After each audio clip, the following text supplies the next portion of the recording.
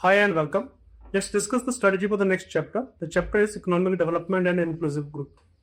Look, in this chapter, we'll be discussing different type of concepts. The concepts are like what's the difference between economic growth and economic development. What are multiple type of indices like what is human development index, global inequality, gender inequality index, gross national happiness, uh, global hunger index. So all these type of indices we'll be doing. At the same time, we'll be also doing a very, very important topic, which is inclusive growth. And we'll be discussing multiple dimensions of this topic. If we talk about importance of this chapter is very important for the prelims perspective as well as for the mains perspective. If I talk about the prelims part, in the last 12 years, 3 questions have come up. And those 3 questions, they came up in the year like 2019, 17 and 16. In the year 2019, the question was on global competitiveness report. 2017, the question was on global gender gap index, and 2016 it was global hunger index. So 3 indices were asked: 16, 17, 19. It was the time. Those were the times: 16, 17, 18, 19. In those years, every year we would get 5 to 6 questions from different indices: ease of doing business, hunger index, competitiveness report, all those indices. Nowadays, the questions are not coming. All right. So the importance of this chapter has decreased relatively in the recent past from the prelims perspective. So how to approach this chapter from prelims perspective? Here what we will be doing is whatever indices we get in the current affairs, we'll be remembering India's positioning and India's progress in terms of those indices. All right. If I talk about mains part, in mains the important topic is inclusive growth. That's the most important topic. But at the same time, these indices like hunger index, human development index, sustainable development goals, millennium development goals, many other reports, all these reports, whatever is India's ranking, whatever is India's score, this data is very, very helpful for introduction and conclusion.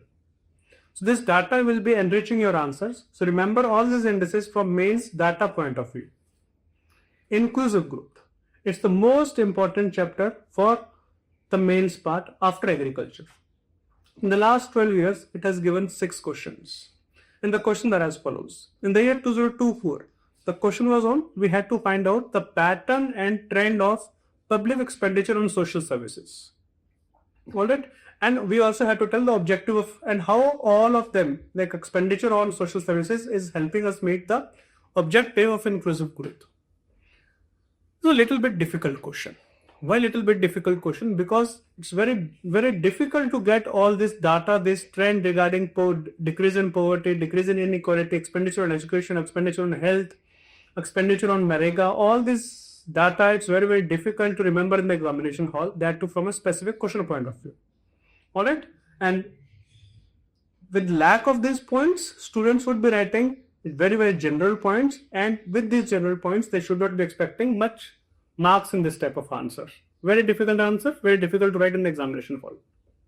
Before that, in 2022, the question came was that is inclusive growth possible in the market economy? First part of the question. Second part is how can financial inclusion bring inclusive growth? Can bring economic growth. Now, this question, a similar type of question had come in 2014. The question was like capitalism has brought unprecedented prosperity in the world economy, but at the same time, it leads to short-sightedness. In this context, would it be correct to adopt capitalism to bring inclusive growth in India? Things are same. 2014 question says, can capitalism bring inclusive growth? 2022 question says, can market economy bring inclusive growth? The questions are repeated. That's what I'm trying to put over here, that in the mains part, questions are repeated. The first part, that is inclusive growth possible under market economy or through capitalism, it is, I would say, analytical in nature. With few brainstorming, student will be able to get the answer. And if they are not able to get the answer, they should be practicing this after this session. That how can inclusive growth be brought through market economy. Second part of the question, which talks about can financial inclusion bring economic growth, a straightforward question, a simple question. In 2020, a question came which I think is one of the most difficult questions ever asked in UPSC mains. The question is as follows. We had to tell about the intra-generational and intergenerational issue of equity from perspective of inclusive growth as well as perspective of sustainable development. First of all, it's very, very difficult to understand this question. What exactly is the question asking? Very difficult to comprehend. First, if we comprehend, then the next challenge arises in how can we write 4 different dimensions in 150 words. Why 4 different dimensions? Intergenerational equity from inclusive growth perspective and intergenerational equity from sustainable growth, from sustainable development perspective. Similarly, intergenerational equity from inclusive growth and intergenerational equity from sustainable development perspective. Alright, so this was a very, very difficult question, very difficult to get the relevant points in the mains answer. In 2019, the question was strategy of inclusive growth to meet inclusiveness and sustainability. Again, it was a difficult question because we have to find out how inclusive growth would lead to sustainability and how inclusive growth would lead to we'll also have to go about that point. How can inclusive growth not lead to sustainable growth? Alright, very difficult question, and we had to apply different concepts like circular economy, ecotourism, sustainable agriculture in this answer. Then only we could get the relevant answer to this question. Very difficult to write this type of answer in the mains exam. In 2017, the question was very easy. The question was salient features of inclusive growth, and has India been experiencing such a growth?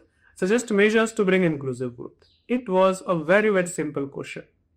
Alright, so over a period of time, if we see the pattern of question from the 14, 17, then 19, 20, 22, 24, the question's difficulty level has been increasing. It has to increase. The UPSC cannot ask what is inclusive growth. It will be asking different dimensions of inclusive growth. It will be asking government's performance, government's effort regarding that. Alright. So this type of question, if you really want to get the correct answer for them, the right model answer for them, the handwritten answer for them, you would be getting it in the book Indian Economy PYQ Analysis by Aman Soni. Alright. Thank you.